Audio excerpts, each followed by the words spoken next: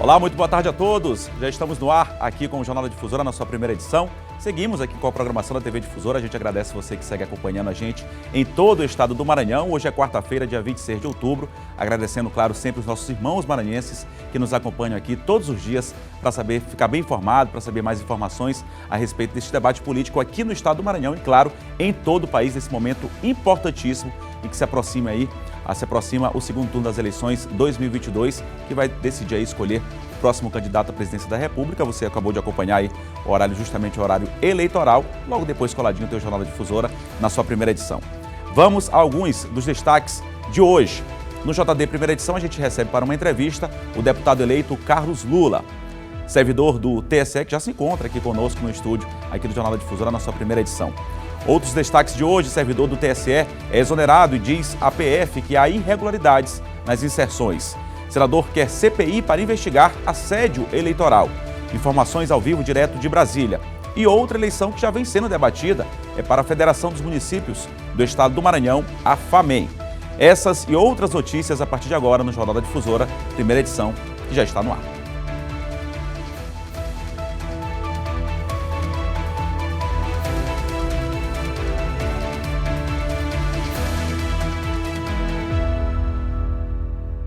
E a sua participação é super importante, interaja conosco, mande seu recado para a gente pelo WhatsApp, que já vai aparecer aí na tela para você. O número é o DDD 98 991 96 8622. Sua participação é super importante, esse bate-papo, essa interação aí por meio do WhatsApp que está aparecendo aí na tela. Fique à vontade para participar conosco de qualquer parte do Maranhão. É o 98 991 96 8622. Como eu disse, a sua participação é super importante.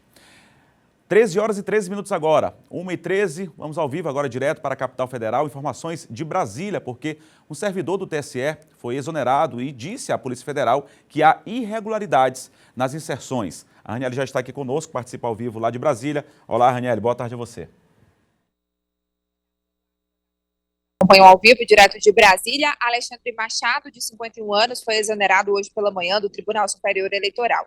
Ele era lotado na Secretaria Judiciária e atuava como, segundo ele, coordenador do pool de imprensa. Ele era responsável por colocar as inserções que eram enviadas das coligações, tanto de Lula quanto de Bolsonaro, no sistema do Tribunal Superior Eleitoral, que as rádios e emissoras de TV de todo o país tinham acesso. De acordo com ele, hoje pela manhã ele recebeu um e-mail de uma rádio de Minas Gerais, identificada como JM Online, de que 100 inserções do presidente Jair Bolsonaro entre os dias 7 e 10 de outubro não foram colocadas no ar. Ele havia comunicado isso à Secretaria-Geral da Presidência do TSE e logo em seguida teria sido exonerado e, portanto, foi prestar depoimento à Polícia Federal por livre e espontânea vontade, porque, de acordo com ele, sentia-se ameaçado fisicamente também sobre a sua conduta, após denunciar também que desde 2018 há tentativas dele alertar o TSE sobre irregularidades nessas inserções. O problema, Eduardo, é que isso acontece um dia após a tentativa do ministro das Comunicações, Fábio Faria, de falar que 154 mil inserções do presidente Jair Bolsonaro não foram colocadas nas rádios do Brasil, principalmente da região Nordeste, onde Bolsonaro quer diminuir a vantagem sobre Lula. E isso coloca em dúvida também como o TSE estava agindo sobre isso, porque o próprio tribunal se manifestou dizendo que não é responsável pela fiscalização das inserções, se elas vão ou não ao ar. Cabe aos partidos, às coligações fazerem isso. E, se for o caso, apresentar denúncia ao TSE, como foi apresentado. A coligação do presidente Jair Bolsonaro havia feito a denúncia, mas não havia apresentado nenhuma prova.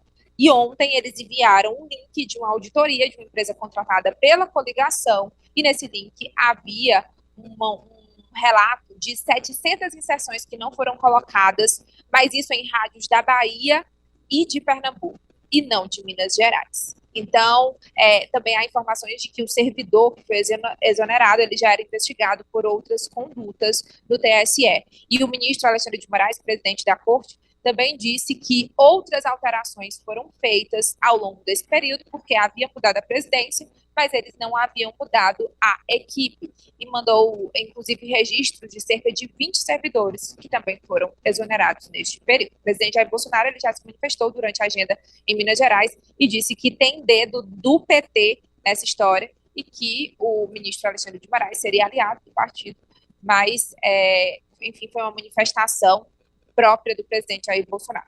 Eduardo. Aproveitou para aí atacar mais uma vez o presidente do TSE, né, como aliado aí do candidato que também está disputando o segundo turno, na verdade, o candidato do PT. Mas daqui a pouco a gente vai falar sobre esse assunto também aqui no JD Primeira Edição. Você tem informações também, Raniele, a respeito aí da questão do Senado, que gira um debate para se instalar em uma possível CPI do assédio eleitoral, é isso? É isso, Eduardo. Ontem, os senadores Jean Paul Prats, do Rio Grande do Norte, e Randolfo Rodrigues, do Amapá, eles conseguiram 28 assinaturas, uma a mais que o necessário, para a instalação de uma comissão parlamentar de inquérito, que tem como objetivo investigar os casos de assédio eleitoral no país.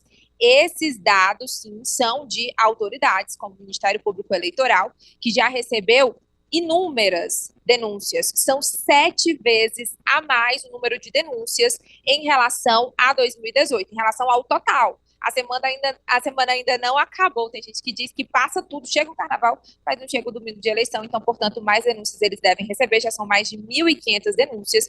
Quem lidera esse ranking é o estado de Minas Gerais, com mais de 295 denúncias ao Ministério Público Eleitoral. Ainda tem as denúncias feitas ao Tribunal Superior Eleitoral. Depois vem Paraná, Santa Catarina e estados da região Nordeste. Então, diante desses fatos e de denúncias, até áudios vazados de empresários do agronegócio que estavam pressionando funcionários da Bahia para filmar o voto e, caso contrário, se não votassem no presidente Jair Bolsonaro, esses funcionários seriam demitidos, né? São provas que circulam e que já foram entregues às autoridades.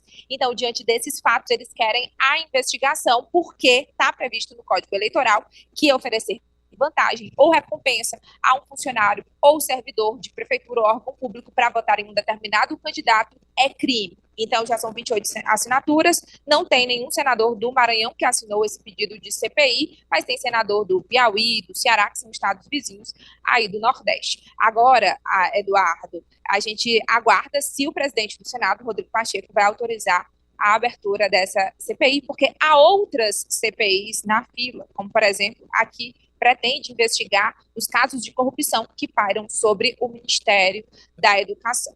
Eduardo. Obrigado, Raniele, pelas informações. Ótima quarta-feira para você. A Raniele está de volta amanhã aqui no Jornal da Difusora, na sua primeira edição. A gente segue com o JD1 aqui na tela da sua TV Difusora e eleito pela primeira vez para o cargo de deputado estadual, com mais de 80 mil votos. Hoje a gente recebe aqui no JD1 o agora deputado eleito, Carlos Lula. Chama logo de deputado, né? Porque deputado eleito. Deputado, boa tarde ao senhor, obrigado pela sua presença aqui. Satisfação em recebê-lo. Deputado, eu queria... Boa tarde ao senhor, claro, obviamente. Vamos começar falando sobre política. Daqui a pouco a gente trata de outros tipos de temas. Mais 80 mil votos, terceiro mais votado aqui no estado do Maranhão, uma votação expressiva. O senhor esperava ter? Como é que o senhor recebeu esse desejo das urnas, dos eleitores maranhenses em relação à sua votação aqui no estado? Boa tarde ao senhor. Mais uma vez, seja bem-vindo. Tá, boa tarde, Eduardo. Boa tarde a todos que nos assistem. Sempre a oportunidade de agradecer. Meu coração é só gratidão e agradecimento. Nem meu prognóstico mais otimista, Eduardo, eu imaginava ter essa quantidade de votos. De fato, me surpreendeu. Fui votado em 215 das 217 cidades do estado. Isso me traz muita responsabilidade, sobretudo, de poder exercer o mandato. Eu tenho dito, a gente tomou uma posse em fevereiro, mas já estou exercendo o mandato todos os dias. Só ontem estive em 6 cidades do estado, junto com o governador Carlos Brandão, entregando obras, agradecendo as pessoas também, mas, sobretudo, trabalhando e ouvindo muito para a gente poder construir o melhor mandato possível na Assembleia Legislativa. Ciro Mineiro, boa tarde a você. Boa tarde, Eduardo. Boa tarde, John. E boa tarde, deputado Carlos Lula, deputado eleito nessas eleições. Deputado, como o próprio Eduardo ressaltou, mais de 80 mil votos em todo o estado do Maranhão, o terceiro deputado estadual mais votado aqui no estado.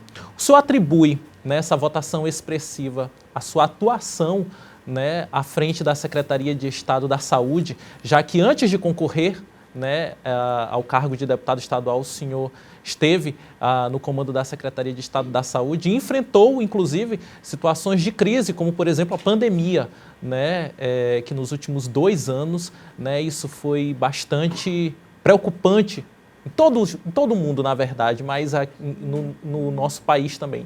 O senhor acredita que essa votação expressiva se deve à sua atuação à frente da Secretaria de Estado da Saúde?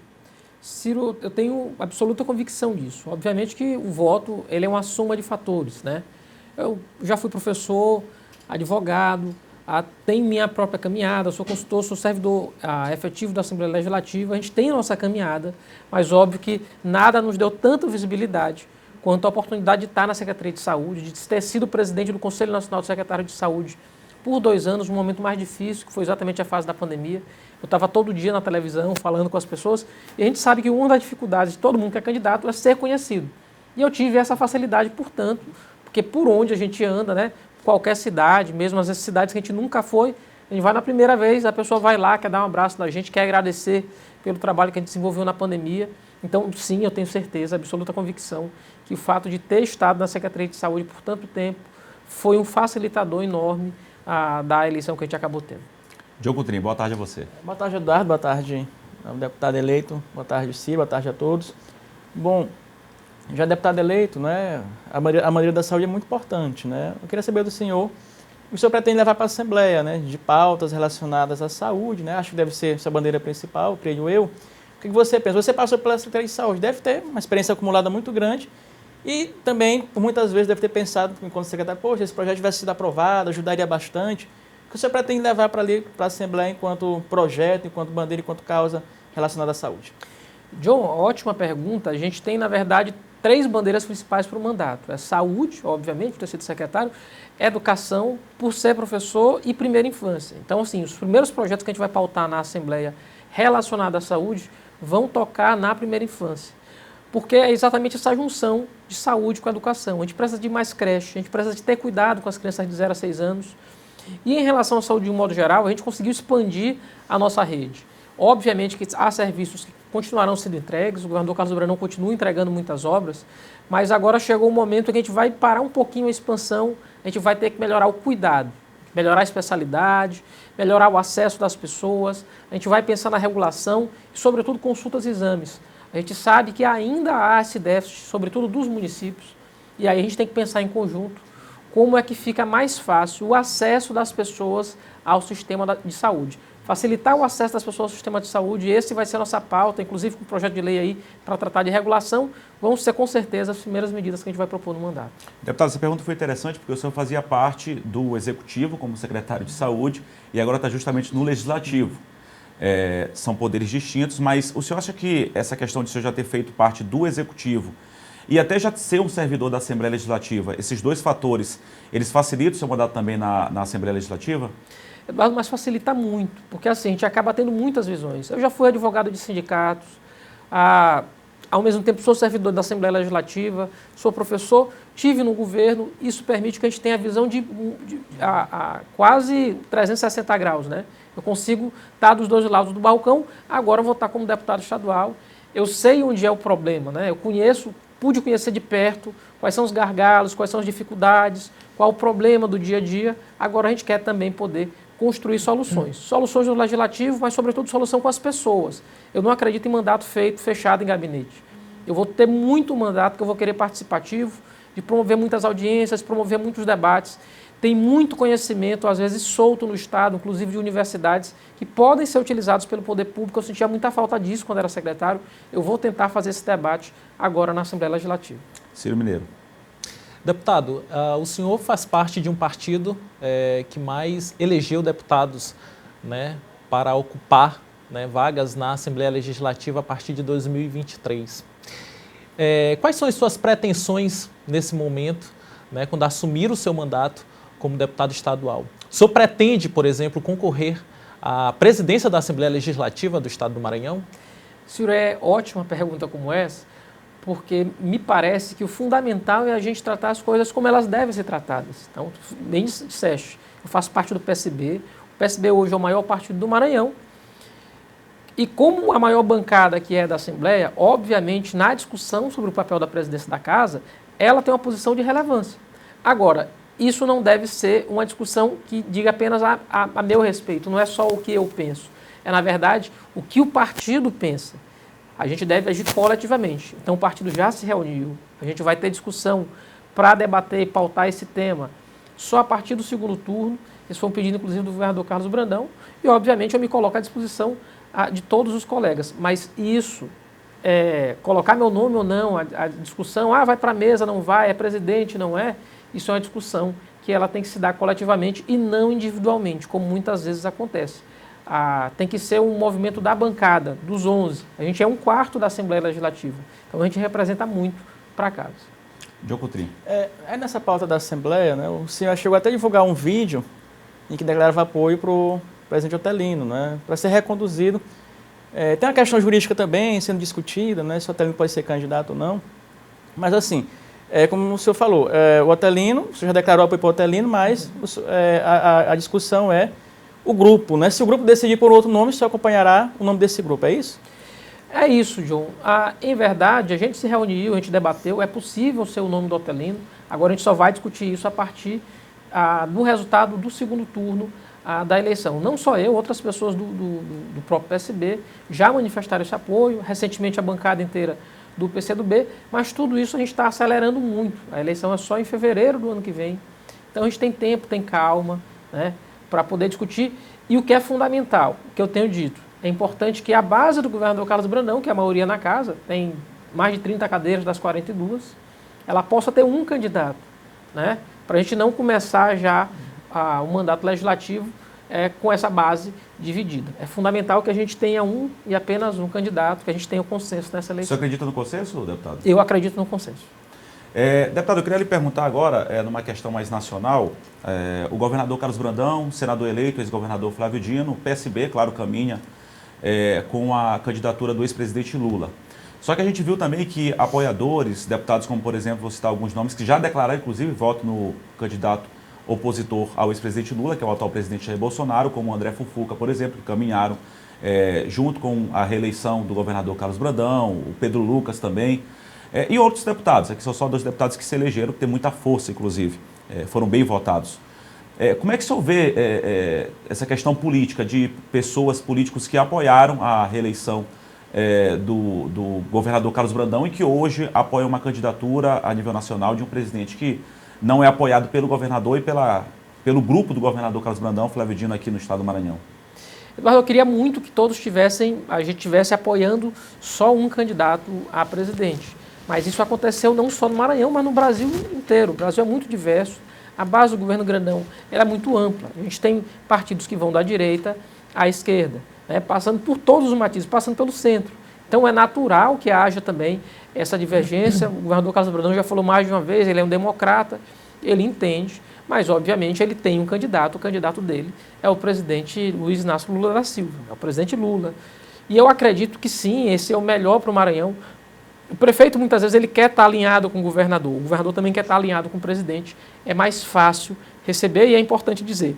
O PSB, o partido do governador Brandão, não é que ele apoie o Lula, ele faz parte da chapa do Lula, né? O Alckmin é vice-presidente.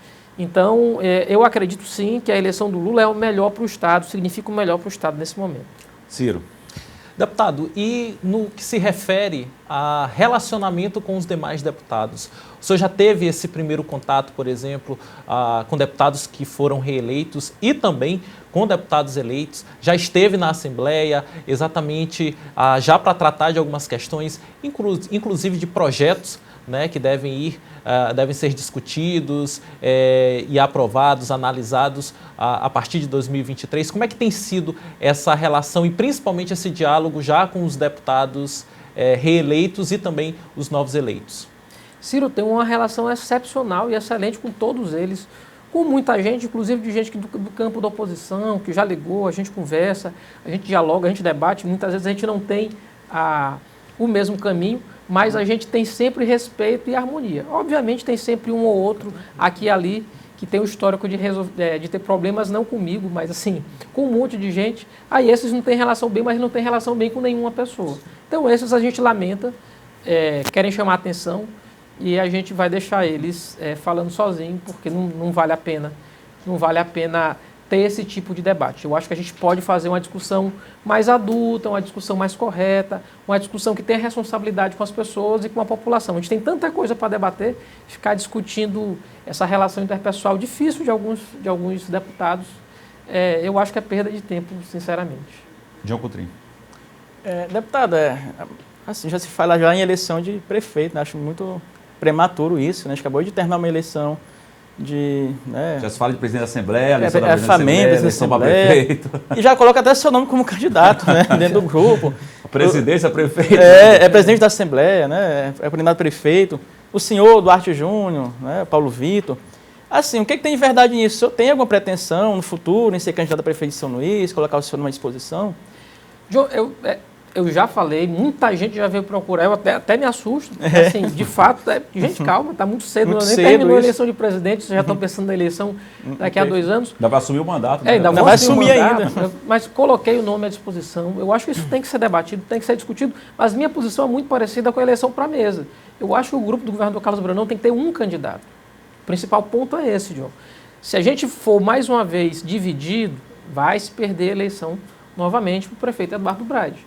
Agora, havendo união do grupo, para todo mundo convergir para uma candidatura só, a gente ter esforços voltados para eventualmente vencer a eleição, aí há a possibilidade. E coloco meu nome. É natural, até porque acabei sendo o segundo deputado mais votado em São Luís, tive quase 28 mil votos, de fato é uma votação que me surpreendeu, é uma votação que é quase 3 vezes do que eu apostava que teria de votos na cidade.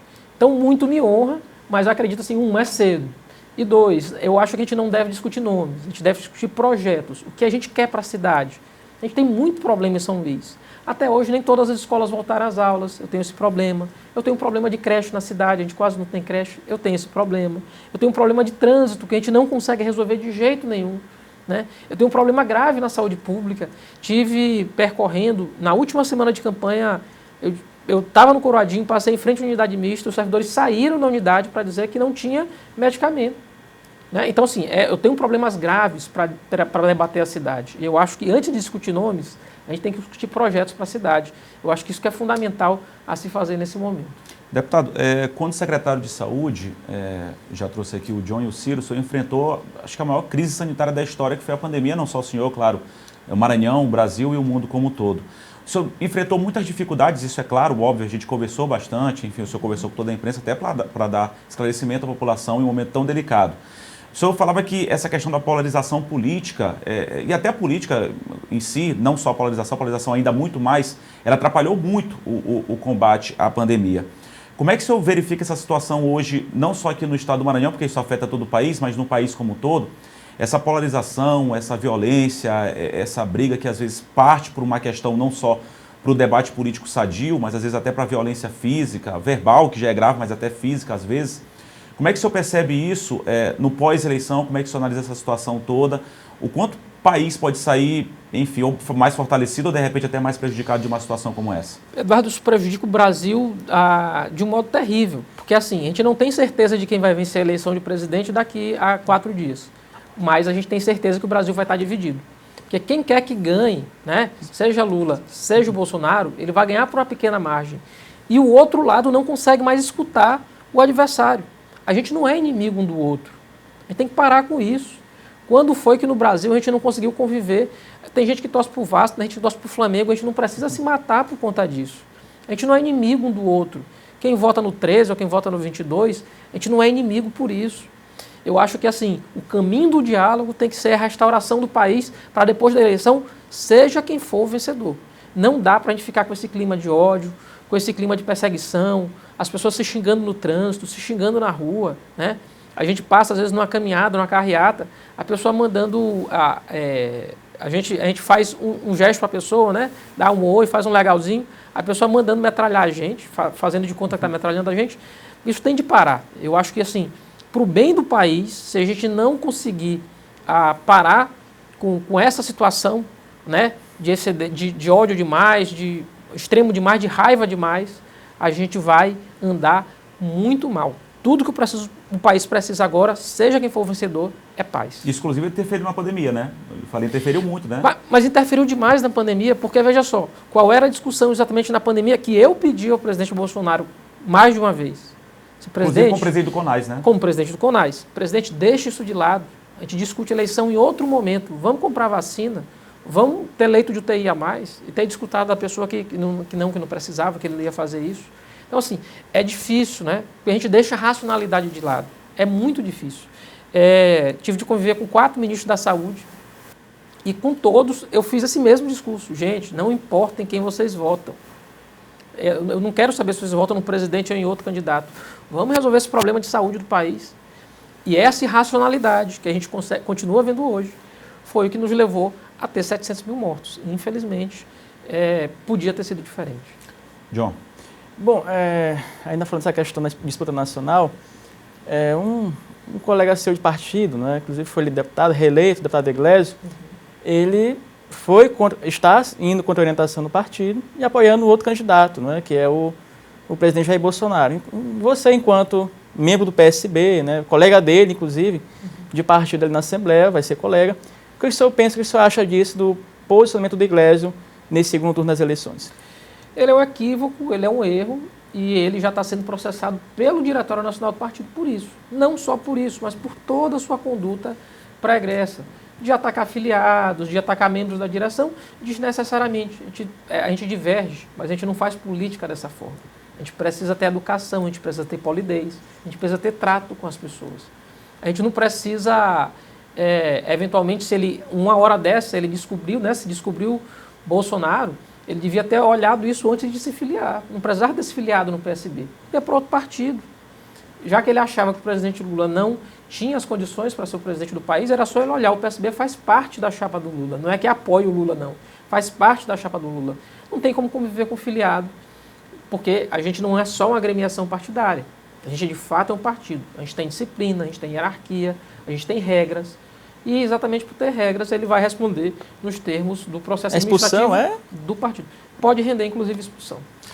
Deputado, essa semana, inclusive, ele subiu à tribuna, né, o deputado Iglesias, para fazer críticas à sua pessoa. E como é que o senhor recebeu, né, toda essa situação aí, diante do que ele falou lá para os demais parlamentares? Só para esclarecer rapidamente, deputado, em relação a isso, as críticas são, inclusive, colocou em redes sociais, que foi a questão da postagem que o senhor postou em relação à questão de uma advogada que teve, inclusive a gente debateu sobre isso ontem, uma advogada que teve o carro alvejado aqui na capital São Luís. Inclusive, graças a Deus, a gente fica muito feliz, ela parabenizou inclusive o trabalho da imprensa, enfim, os jornalistas que publicizaram e ajudaram a encontrar a pessoa que realmente acabou ocasionando isso, é um policial. O caso já está sendo investigado, ainda não foi confirmado nada. Conversei hoje com a representantes da cúpula da segurança, o caso ainda está sendo investigado, a fonte segura, a própria polícia está me repassando essas informações, o caso ainda está sendo investigado, mas ela vai ter o reparo aí dos danos, que é o que ela realmente queria, a advogada. Mas é sobre esse assunto, só para esclarecer aqui a pergunta do Ciro. Então, só para esclarecer esse assunto, Ciro, veja só, eu não sou irresponsável, nem de divulgar dados das pessoas, nem de fazer ataques ou infundados ou irresponsáveis. O que houve foi que, na segunda-feira, me chegou a notícia de que teria havido esse fato, um carro adesivado, com os adesivos do candidato Lula, teria sido alvejado por 8 tiros, e de fato o foi, né? E ao conversar com a advogada, né, me foi relatado a possibilidade disso ter sido por razão políticas. E isso está sendo investigado pela polícia. E o que fiz foi destacar isso. Não postei o nome da advogada, não postei a placa do carro, apenas quis relatar para que esse clima, né, de hostilidade, de raiva, não impere. Então, vejam só, foram 8 tiros só numa direção, só no sentido, não veio tiro no outro, contrário, mas isso está sendo investigado pela polícia. A polícia que vai dizer a motivação desse fato ter acontecido. Eu fiz apenas isso, nem sequer me referi ao deputado. O deputado vem com agressividade, né, de forma pejorativa, depreciativa, inclusive me xingando, é completamente desnecessário. Infelizmente, ele já teve essa postura não só comigo, mas com outros tantos deputados, já tentou agredir deputado no parlamento. Então, é o tipo de coisa que a gente não tem que perder tempo com isso, não. É seguir adiante, né? Graças a Deus, o objetivo foi alcançado, a denúncia foi feita, a pessoa que atirou já foi encontrada, já prestou depoimento, né? A advogada vai ter ressarcido seus danos que teve no seu carro, no automóvel. Eu acho que é isso que segue. O parlamento serve também para isso. Eu lamento a postura, eu acho uma postura completamente irrazoável e desnecessária, até porque expôs a vítima, né? Indevidamente. Ela que já tinha tido prejuízo, estava sendo exposta mais uma vez na tentativa de me atingir, né? A razão, não me pergunte por quê. Eu apenas tenho a lamentar essa postura, essa conduta. Só para atualizar, hoje vão ser inclusive ouvidas testemunhas e a polícia segue investigando. Como eu disse aqui, eu conversei com a cúpula da Polícia Civil a respeito deste caso e, claro, novidades a gente vai trazer aqui como forma de informação para você que nos acompanha. Diogo Coutrin. Saber do deputado como é que ele vê hoje, né, esse clima que nós estamos vivendo no Brasil, né, de muito radicalismo, né. Eu toco nesse assunto porque eu só falo da questão do carro que foi atingido aí por bala, já está sendo investigado. Mas como o senhor vê essa questão, o que originou, na sua avaliação, se o senhor fizesse uma análise, o que originou que chegou a esse ponto no Brasil, né? A gente vê pessoas até atirando uma na outra, matando, né? Agredindo. Por que esse radicalismo todo, deputado? John, o presidente Bolsonaro, e a gente tem que dizer as coisas como devem ser ditas, apesar dele ter uma aliança ampla, que não é só de extrema-direita, ele usa todos os métodos da extrema-direita dos Estados Unidos. E é importante falar isso, dizê-lo de extrema-direita, que até assim a imprensa internacional chama, ele usa todos os métodos que foram utilizados pelo Trump nos Estados Unidos, que não é exclusivo dos Estados Unidos ou do Brasil. Isso acontece no mundo. Se você vê a votação que teve o partido fascista na Itália, o lema dele é o mesmo lema aqui no Brasil, é Deus, Pátria, Família. Isso não acontece por acaso. Então há, na verdade, esse movimento que é global, da extrema-direita, que utiliza esses métodos. Quais métodos? Ele tem de mobilizar muita gente o tempo todo. E o jeito mais fácil de mobilizar não é com mensagem de paz, não, é com mensagem de ódio. Você tem de ter um inimigo toda semana. Você tem que criar um fato todos os dias. Esse fato que acabou de ser narrado aqui sobre possíveis inserções que teriam sido retiradas do presidente Bolsonaro no Nordeste. Vê só, John, o absurdo. Tu cria uma narrativa. Qual é a narrativa? O TSE é do mal, o TSE é contra a gente, o TSE é contra a candidatura, o Alexandre de Moraes não gosta do presidente Bolsonaro, por isso o TSE tirou as inserções do presidente Bolsonaro do rádio no Nordeste, por isso ele está perdendo de tanto no Nordeste. É falso. Isso é falso. Sabe quem? O primeiro, e aí falando como advogado eleitoral. O TSE não fiscaliza inserção em rádio. Quem fiscaliza isso são os candidatos. 2, eu tenho prazo. Se a rádio eventualmente não colocou, vamos imaginar, a rádio difusora, ela tinha que colocar 10 inserções do Lula e 10 do Bolsonaro. Ela só colocou 9 do Bolsonaro. O candidato, se sentindo prejudicado, ele ingressa com a representação até 48 horas depois e pede para a emissora colocar no outro dia a mais. Então vai ter no outro dia, ela vai ter 11. Essa é a única consequência possível. Mas não. Se passa a narrativa que o TSE comanda isso e mandou passar inserção a menos. Que 2, que todas as emissoras, que são milhares, centenas no Nordeste, estariam mancomunadas com uma candidatura para prejudicar a outra. E com isso você gera um ódio ao TSE e gera um ódio também às emissoras e por tabela ainda o ódio ao Nordeste. Então assim, não faz sentido. Você o tempo todo cria um inimigo imaginário. Ao criar inimigo imaginário, você cria um exército de gente só para brigar com esse inimigo. E aí a gente vai criando um discurso de ódio. Então, assim, não é que quem vota no 22, ou as pessoas mais mobilizadas do 22, eles sejam adversárias do PT ou do Lula. Eles são inimigos. E é isso que está errado. Ninguém é inimigo do outro numa democracia. Nós somos apenas, tão somente, adversários. Deputado, eu gostaria de agradecer sua participação aqui, desejar boa sorte no mandato que começa em 2023. Muito obrigado pela sua participação. Eu que agradeço. Conversamos aqui com o deputado eleito Carlos Lula, do PSB, deputado eleito nas eleições deste ano. 1h45, a gente segue aqui com o Jornal da Difusora na sua primeira edição. Agora a Fiat Revemar tem um recado para você. Pessoal, eu me chamo Fred, sou gerente comercial da Fiat Revemar Holandeses e quero apresentar um pouquinho da nossa loja para você. Aqui na Revemar, você dispõe de uma equipe especializada capaz de realizar o seu sonho de adquirir seu Fiat 0 km. Seja ela no showroom ou em vendas diretas, aquela que você compra via CNPJ, produtor rural ou PCD. Aqui na Revemar temos todos os modelos à pronta entrega. inclusive o Fiat Pulse, o carro do ano eleito pela revista Auto Esporte. Na nossa oficina, temos equipamentos modernos e mecânicos altamente qualificados. E sabe onde fica a nossa loja? Localizada na Avenida dos Holandeses, número 22, próximo ao Golden Shopping. Lembrando que também você pode nos encontrar em nossas redes sociais ou em nosso site. Vem para Fiat Revemar, que com essa equipe você vai fechar o melhor negócio da sua vida. 1h46, seguimos aqui com o JD1 e a seguir tem as notícias do interior do estado. Daqui a pouco eu, Diogo Contri e Ciro Mineiro estaremos aqui esperando vocês. Intervalo rapidinho, a gente volta já.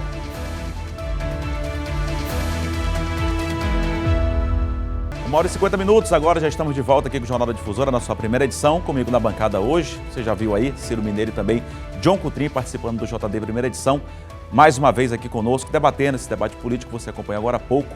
Aí uma entrevista com o deputado eleito Carlos Lula e a gente tem trazido aqui, já trouxemos aqui o Fernando Braide, deputado eleito. Ao longo dessa semana vamos trazer mais entrevistados e na próxima semana continuar com essas sabatinas aqui, com esse debate político importante também, ouvindo todos os lados para levar o melhor da informação para você de forma totalmente imparcial, ok? 1h50, agora a gente tem um recado para você no JD1, está sem plano de saúde ou não aguenta mais planos caríssimos, não quer depender do SUS? Eu tenho um recado importante para você.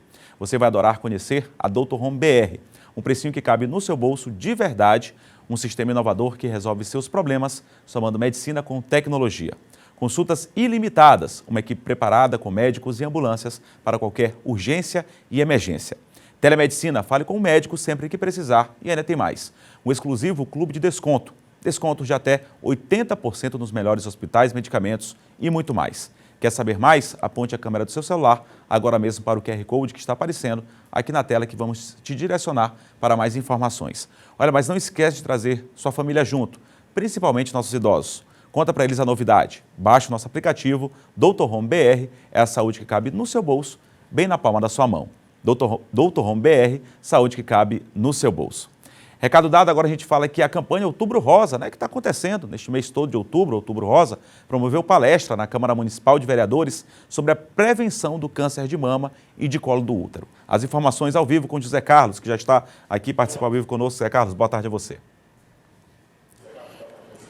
Boa tarde, Eduardo. Boa tarde a todos que acompanham o Jornal da Difusora em todo o Maranhão. Pois é, esse evento de ontem foi promovido pela Procuradoria da Mulher na Câmara Municipal de Vereadores, em parceria com a Secretaria Municipal de Saúde, a Secretaria de Política para as Mulheres e outras instituições. E a gente conversou com a vereadora Cíntia Lucena, que é presidente da Procuradoria da Mulher na Câmara. Vamos ouvir.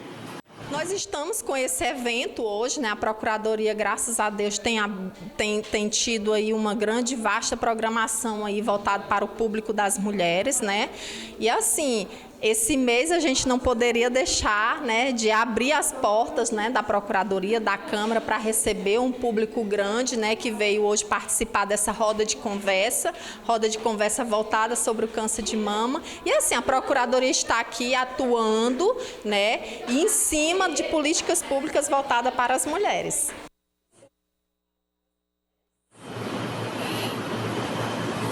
É isso, assunto importante que tem tomado todos os espaços aqui na cidade de Caxias. Chegou também a... Zé Carlos, obrigado pelas informações. Eu já tive um probleminha aí já no final do áudio do Zé Carlos, mas a campanha Outubro Rosa é importantíssima, não só em Caxias, acontecendo em todo o Maranhão, em todo o país. É fundamental essa questão da prevenção, não só no outubro, onde as ações são intensificadas, mas essa prevenção que tem que ser trabalhada durante todo o ano. Imperatriz confirmou 3 casos de monkeypox. A Secretaria de Saúde do município monitora mais outros casos suspeitos. Preocupante esse assunto, Claro, tem que monitorar, temos que ter cautela também, muita prevenção. Marcelo Júnior está aqui conosco, fala ao vivo sobre o assunto. Olá, Marcelo, boa tarde a você. Boa tarde para você, Eduardo. Boa tarde para quem acompanha o nosso Jornal da Difusora. O momento é de alerta aqui na cidade de Imperatriz, o segundo maior município do estado do Maranhão. 3 casos confirmados de varíola dos macacos, a chamada monkeypox. E pelo menos 9 pessoas estão sendo monitoradas nesse momento, também com suspeitas de estarem contaminadas pela doença. O primeiro caso foi confirmado na última sexta-feira pela Prefeitura de Imperatriz, que a partir de agora já tem um ambulatório especial de atendimento. Pelo menos 6 pessoas também estão aguardando o resultado dos exames com a confirmação ou não de estarem contaminadas pela doença. A Prefeitura já montou uma rede de atendimento para casos suspeitos e onde as pessoas também deverão buscar esse atendimento e mais informações. Nós, inclusive, conversamos com Sormani Branco, que é coordenadora de atenção básica aqui no município de Imperatriz, destacando que a cidade já está com essa rede instalada para atendimentos de casos de monkeypox. Vamos conferir. Nós estamos preparados para atender a população. Nós fizemos aí um treinamento, uma capacitação juntamente com a Vigilância em Saúde, tem mais ou menos uns 2 meses, né? Todos os profissionais estão capacitados e lá também é realizado o exame. E eu quero frisar aqui que esse exame só é realizado com a solicitação médica, não é qualquer lesão que você tem na pele, que você vá fazer o exame. Tem que ter realmente a triagem, né, da enfermagem, vai passar pela triagem, aí o médico solicitando é feita a coleta. Isso no ambulatório do antigo Covid, que é o ambulatório de referência monkeypox, que é a varíola dos macacos.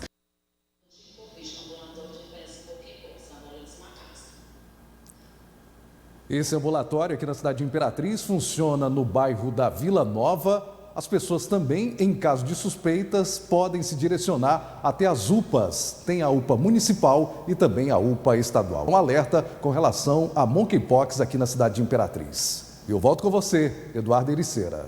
Certamente, Marcelo, e mais atualizações a gente traz, claro, nossa equipe de Imperatriz acompanhando ao longo da nossa programação. Obrigado, Marcelo, pelas informações. Ótima quarta-feira também para você.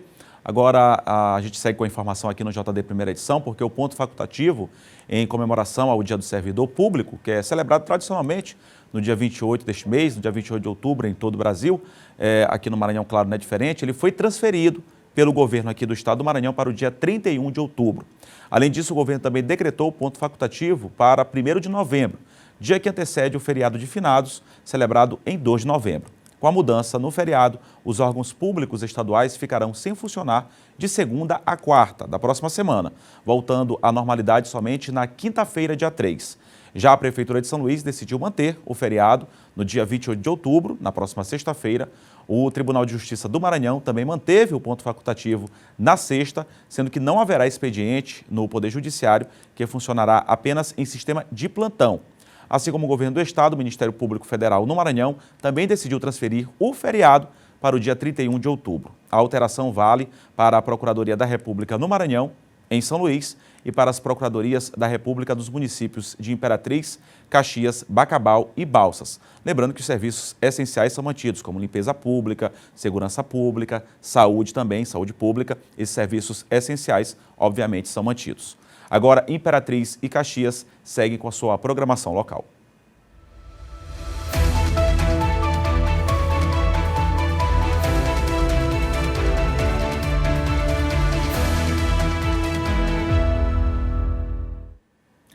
Uma hora e 57 minutos, Imperatriz e Caxias seguem com a sua programação local. A gente viu aqui o Zé Carlos e o Marcelo, você em todo o estado do Maranhão. Aí no restante do Maranhão, segue acompanhando a gente aqui no Jornal da Difusora, na sua primeira edição, sempre agradecendo o carinho da sua audiência aqui com toda a nossa equipe. Agora, Jéssica Lima chega com os destaques dos municípios em foco.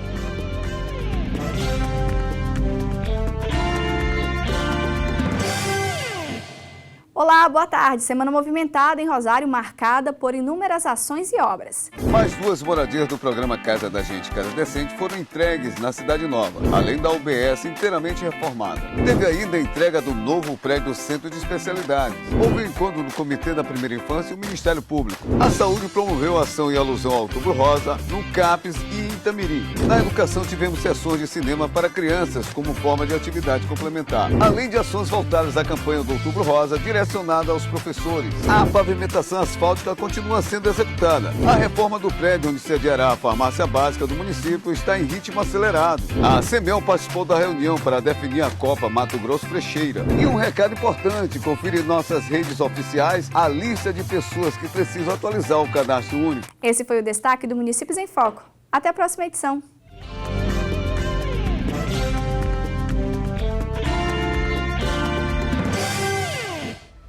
Valeu, Jéssica, 1h59 agora, e no próximo bloco nós vamos falar sobre a disputa, né, da FAMEM. A gente falou agora há pouco sobre essa questão de eleições, né? Também já tem aí nomes sendo mencionados para a disputa da FAMEM, que também é uma eleição importante. A gente segue acompanhando os bastidores também de mais essa disputa eleitoral, que é para a Federação dos Municípios aqui do estado do Maranhão.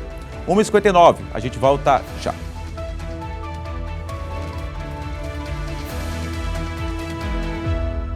Já estamos de volta aqui com o Jornal da Difusora na sua primeira edição, agora 2h02. Daqui a pouquinho a gente volta com o nosso debate político aqui de todos os dias, que você já sabe. Eu, Ciro Mineiro e John Coutrin, hoje no JD, primeira edição. 2h02, agora eu tenho um recado especial para você que quer aproveitar essa grande oportunidade de morar na região que mais valoriza na Grande São Luís, o bairro Araçagi. O condomínio Costa Araçagi vem trazendo para você a chance de morar em um condomínio clube com mais de 12 itens de área de lazer, bem pertinho da praia, com todo o conforto e comodidade para você e sua família. Tiago, pode colaborar aí com a gente, com você e sua família. Agora 2h03, você está vendo aí? A Anne Ramos tem um recado para você. Olá, sou Anne Ramos, corretora da MR Imobiliária. Estou aqui com uma notícia maravilhosa para você. Já imaginou desfrutar da área de lazer junto com o seu filho? É isso que temos aqui no Costa Araçagi. Temos aqui um campo de futebol para você bater aquela pelada na quarta-feira ou então no sábado e juntamente com a sua família e os seus filhos. Tem o playground do lado e a churrasqueira. Nada mais justo do que compartilhar o final de semana em família. Olha, e para você que entrar em contato comigo pelo WhatsApp hoje, vai ter ITBI registro gratuito. Isso mesmo. Além disso, parcelamento facilitado junto à construtora. Então vem comigo, saia do aluguel, vem morar no Costa Araçagi. E sabe o melhor de tudo? É que o Costa Araçagi, já está prontinho para morar e com entrada facilitada e condições especiais para você realizar seu sonho de morar bem. Quer mais? ITBI e registro inteiramente grátis. Siga o Instagram, @costa.araçagi, e agende sua visita agora mesmo pelo WhatsApp. 2 números para você conversar aí pelo WhatsApp, 98 99109 0335 ou então 98 99188 4845 para você agendar a sua visita. Venha se surpreender com todas as facilidades que a Franelli Tenda trazem para você. Para investir ou morar, o Costa Araçagi é o lugar. 2h04 agora, a gente segue aqui com informação, Jornal da Difusora na sua primeira edição, porque, Ciro, você esteve hoje na Câmara Municipal de São Luís? Isso informações mesmo. que você tem para a gente? Isso mesmo, viu, Eduardo? Nós estivemos hoje lá na Câmara Municipal de São Luís. Estivemos também na Assembleia Legislativa, mas lá não houve sessão no dia de hoje. Falta de quórum? Falta de quórum, exatamente. E aí nós estivemos também na Câmara Municipal logo em seguida, né? Fomos à Câmara. Na Câmara também não houve quórum, mas houve o pequeno e o grande expediente. Alguns deputados estavam presentes, entre eles, alguns vereadores estavam presentes, melhor dizendo, entre eles o vereador Raimundo Penha. E nós gravamos com ele exatamente sobre o retorno, né, aos trabalhos legislativos. Quem retornou ao Parlamento Municipal nesta semana foi o vereador Raimundo Penha, que esteve licenciado por cerca de 2 meses. Estou aqui ao lado dele. Vereador, quais as expectativas depois de 2 meses, né? Agora está de volta aos trabalhos, e quais as expectativas nesse retorno aqui no Parlamento Municipal? Nós já estamos chegando aí a um final de ano, importantes matérias para ser apreciada, como por exemplo a votação do orçamento do ano 2023, que já está na casa, o parlamento já vem debatendo, e como você que está em casa sabe, é o orçamento que diz quanto de dinheiro vai se ter para investir na educação, na saúde, no transporte. Então é um dos projetos mais importantes, porque ele que define, como eu disse, os valores que cada órgão vai ter para trabalhar no ano que vem. Essa votação, né, essa apreciação é de fundamental importância, porque acima de tudo vai organizar o executivo de que maneira que ele vai investir principalmente em políticas públicas, né? Exatamente, isso também deixa claro, a peça que o Executivo manda para cá, deixa inclusive claro qual é a prioridade do Executivo. Aonde o Poder Executivo joga mais recursos é porque aquela área é prioritária, não se faz política pública sem recurso. Não tem como se dizer que se gosta do esporte se não se botar dinheiro para comprar material esportivo, se não se botar dinheiro para reformar uma quadra, por exemplo. Então, aonde o Executivo aloca os recursos, aquela área que é a área prioritária dos investimentos.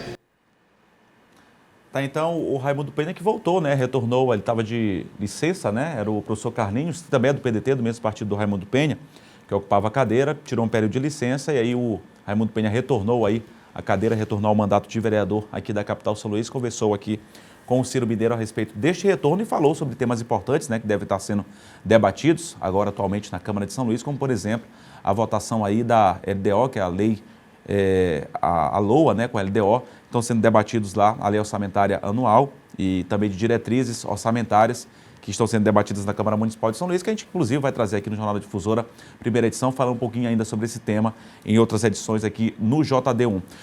Jones, na Câmara Municipal também, outro assunto que foi pauta ainda esta semana foi a questão do transporte público, né? Teve uma CPI que foi instalada do transporte público aqui na capital. Você tem informações a respeito deste assunto, Diogo Coutinho? Eduardo, o vereador Chico Carvalho, né?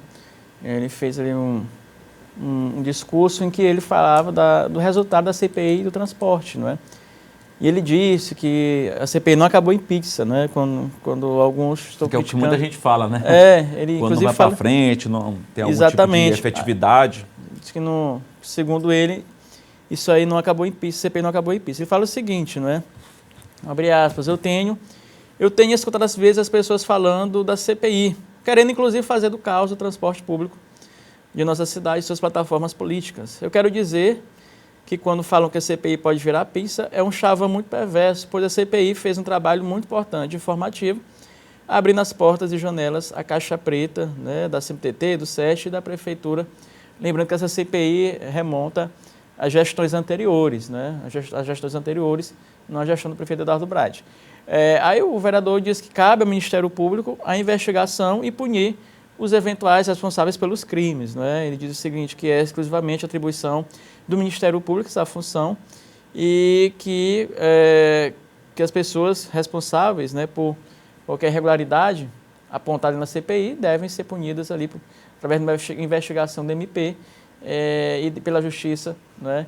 Então, a gente sabe que essa CPI durou um tempo, não é? Muitas das vezes, a gente até cobrou aqui a efetividade, aqui no programa muitas vezes cobrou a efetividade dessa CPI, para que investigasse mais a fundo, que investigasse realmente ali essa chamada máfia do transporte público, né? Foi inclusive também na época das greves, paralisações que ocorreram no transporte público de São Luís, e a gente cobrou a ação mais efetiva dessa CPI, que se mostrasse realmente as planilhas de custo, né, Eduardo? Que até hoje a gente não se sabe aí realmente se há déficit, se há realmente as empresas, os empresários estão, né, trabalhando sem lucro. Até hoje a gente não sabe realmente quanto fatura essas empresas, se realmente elas precisam desse subsídio da Prefeitura de São Luís. Só que a única coisa que a gente sabe mesmo é que todo ano eles pressionam por aumento, né, e a qualidade do transporte não melhora. Mas o vereador Chico Carvalho entende, sim, que a CPI cumpriu o seu papel, né, pelo menos, Eduardo, um lado positivo é que colocou à tona essa discussão, né? Se houve resultados ou não, o Ministério Público que faça a sua parte também, mas foi importante colocar essa discussão, mesmo eu avaliando, entendendo que não houve aí uma investigação mais a fundo, né, dessa situação toda do transporte de São Luís, mas é necessário que haja sempre pelo menos essa provocação para que se investigue. É bom lembrar, né, John e Ciro, que em relação a isso, qualquer outra CPI, não só essa questão da CPI do transporte público, mas a gente acompanha também, até a nível federal, algumas CPIs, a gente falou agora há pouco sobre a questão da pandemia, foi instalada também, dos combustíveis, enfim, uma série de CPIs que são instaladas, que tem um papel de investigar, mas os parlamentares às vezes colocam muita culpa nos parlamentares, é que eu não estou defendendo, porque de fato algumas CPIs elas são feitas por mera questão política, né? Não se quer se investigar a fundo, não se quer se resolver um problema a fundo. Eu já citei algumas CPIs aqui, mas os parlamentares, enfim, que sejam vereadores, deputados, senadores, como já foram instaladas CPIs, como eu disse anteriormente, eles têm até um certo limite, né? Eles podem investigar até um certo limite. Eles preparam uma peça diante daquilo que foi apurado, daquele problema que foi investigado, e aí eles fazem esse caminhamento, como o John trouxe aqui, ao Ministério Público. A partir dali, não compete mais a eles podem continuar fiscalizando, obviamente, mas ali cumpriu-se o papel da CPI. Se isso vai ter algum resultado positivo futuramente, quando eu falo positivo, não é para os parlamentares, é para a população, né? Porque quando se instala uma CPI é porque existe algum tipo de problema. E esse assunto, inclusive, o Ciro trouxe aqui, está se discutindo aqui, eu estava acompanhando essa semana, está se discutindo, por exemplo, a instalação de uma CPI na Assembleia Legislativa, que é para ver a questão da telefonia, que é algo absurdo também, um problema absurdo que está acontecendo. Eu, por exemplo, sofro inclusive com isso, escuto diariamente esses problemas na telefonia, que é um outro problema grave, que não só aqui do estado do Maranhão, mas em outros estados também está tendo esse problema, a gente acompanha também na internet, conversando inclusive com os colegas em outros estados, que é essa questão da CPI da telefonia. Então, assim, a CPI, ela ainda não foi instalada na Assembleia, mas está se debatendo em relação a isso. A questão da CPI, ela tem o seu papel até um certo ponto. Daí do que é apurado, do que é investigado, é preparada uma peça para encaminhar para esses órgãos, como o Ministério Público, que o John trouxe aí, para dar prosseguimento e, de fato, se aconteça um resultado positivo ao consumidor, à população, envolvendo esses problemas que são debatidos na CPI, como a questão do transporte público, como a questão da telefonia, que está sendo debatido lá na Assembleia Legislativa. Que eu acho que até que vocês entendem que seja, de certa forma, eu acho que vocês também estão tendo problema com isso, ou então já escutaram alguém que está tendo problema com essa questão da telefonia, que eu acho que até uma CPI que seria viável num momento como esse. Vocês não acham? Eduardo, como você falou, né? Não se pode criar CPI apenas por instalar a CPI, pelo menos não é né? para ser meramente política, né? Tem que ter um propósito, fundamento todo. Nesse caso, sim, a gente sabe que telefonia no Maranhão, né? Algumas operadoras estão deixando muito a desejar. Reclamação premente aí todos os dias de usuários que não estão conseguindo, por exemplo, faixa da tarde, à noite, não estão conseguindo acessar a internet nem fazer uma ligação. Se quer ligar às vezes, né? Procon já aplicou até uma multa de 4 milhões, uma operadora, né? Aí já tentou punir a operadora aí em 4 milhões, mas tem sido muito recorrente, não é um dia, aqui, outro acolá, é quase toda semana. Né? E uma coisa importante também de a gente destacar, John, é que muitos municípios maranhenses têm operadoras que não funcionam. Sequer pegam para ligar ou internet. Então, quer dizer, em pleno 2022, a gente se deparar com uma situação como essa. Municípios maranhenses que não pegam uma ou outra operadora. A pessoa desavisada usa um aparelho celular de uma determinada operadora, ela chega naquele município e ela é surpreendida, né, com a inoperância aí do serviço. Então, é importante...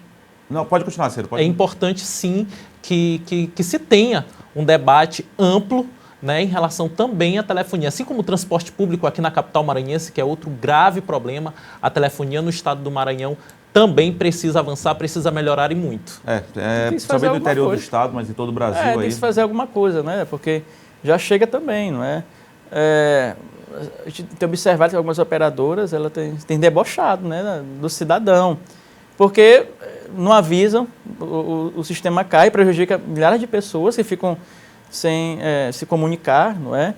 E aí o cliente não é ressarcido, não é nem ressarcimento para o cliente, não dá satisfação, diz que apenas houve algum problema. Isso acontece de forma recorrente. Então, quem pode tomar providência? O PROCON já disse que multou, tem a CPI que pode também aí atuar em cima disso, mas tem que resolver o problema na verdade, né? Tem que resolver o problema.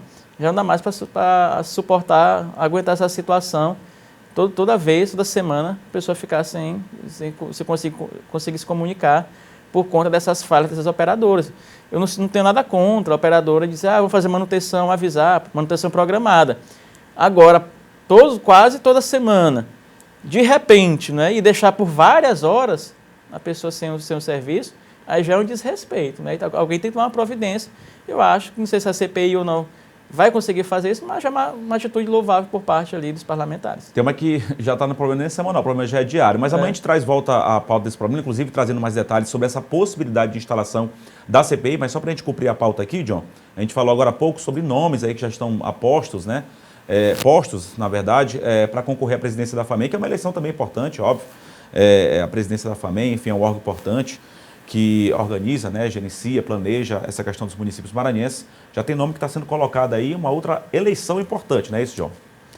2 nomes, o prefeito de São Mateus, Ivo Rezende, e o prefeito de Coelho Neto, Bruno Silva, foram os 2 nomes aí que já se apresentaram, né, ali para postular, disputar a presidência da Federação dos municípios maranhenses, a FAMEM, né, que é uma entidade importante, sem dúvida nenhuma, uma entidade representativa dos municípios, né, tem sua força, tem seu poder, e esses dois nomes têm se colocado. É uma eleição disputada também. A gente lembra aquela... Né? A eleição da FAMEM é quase uma eleição de governador. Quem não lembra da disputa do Erlânio Xavier com o Fábio Gentil? Não é? Fiz a cobertura, teve trio elétrico, teve bandeiraço. Militante, se mobiliza. Sim, né? sim, uma eleição o Maranhão todo ganhou uma proporção gigantesca. Gigantesca. Né? Por enquanto são esses dois. Se fala aí de que o Ivo Rezende pode ser o candidato do Carlos Brandão, porque o Ivo Rezende, que é o prefeito de São Mateus, é sobrinho do ex-prefeito Milton Aragão, ex-prefeito de São Mateus. E o Milton é próximo do Carlos Brandão e pode, portanto, aí articular o apoio do Carlos Brandão. Inclusive, candidato a deputado estadual pelo PSB. Foi candidato a deputado estadual, não conseguiu. O fato é que a FAMEM é uma entidade extremamente importante, né? Uma entidade representativa, representa aí todos os 217 municípios, e isso acaba sendo uma vitrine muito grande, né, John? Principalmente para prefeitos que querem concorrer ao cargo, que querem concorrer à reeleição, não é isso? E destacar também o trabalho da Erlânio, ele fez um bom trabalho ali na FAMEM, não pode esquecer disso também, né? Ele não pode mais ser candidato, Erlânio, não pode mais ser candidato porque já foi reeleito, né? Então ele foi reeleito, né? Foi reeleito, ele ainda não se manifestou se vai apoiar algum candidato, se tem algum sucessor, não é? Ainda não falou nada, eu conversei com as pessoas próximas a ele. E ele disse que, por enquanto, vai aguardar aí a eleição do segundo turno. Ressaltando também que o Carlos Brandão, governador, também não falou nada até agora, não tem se manifestado, né? É natural que as pessoas vão se colocando. Acho que até outros nomes também vão surgir, até a eleição, né? Não sei se o Fábio Gentil vai querer mais uma vez ser candidato. A eleição está prevista para quando, John? Eleição no começo de janeiro. Começo de janeiro, né? Vai ter um tempinho aí também, né? Tem um tempinho ainda. Vamos aguardar aí, terminar essa eleição de domingo, já dá para ter um cenário mais, né, prospectar um cenário melhor em relação a isso. Estava falando aqui com o Carlos Lula, por exemplo, depois da eleição, certamente agora a eleição é o segundo turno, né? Lula e o Bolsonaro na disputa, mas depois aí se discute muito mais, certamente está se debatendo nos bastidores, mas essas outras eleições que a gente estamos falando aqui, FAMEM, Assembleia, até Prefeitura de São Luís, certamente vai ter um debate mais acalorado também logo após o segundo turno. Ciro, John, obrigado aí pela participação de vocês, obviamente, aqui compondo o Jornal da Difusora, primeira edição. Obrigado, a gente está de volta amanhã, a gente aguarda vocês a partir de 13h10. Tenha uma ótima quarta-feira, esperamos vocês até lá.